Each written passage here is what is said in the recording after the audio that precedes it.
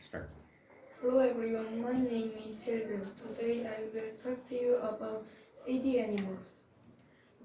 Many people live in cities. Many kinds of animals live in cities too. Mice live in cities.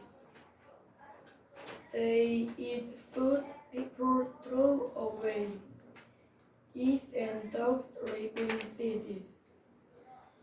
They swim in ponds in parks. Squirrels live in cities. They make nests in trees. Pigeons live in cities. Some people like to feed pigeons. Opossums live in cities. They like to come out at night.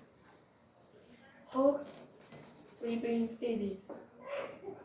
They may nest on tall buildings. Dogs live in cities. People bring them to the park.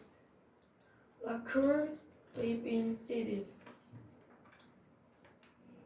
They take food from trash bins.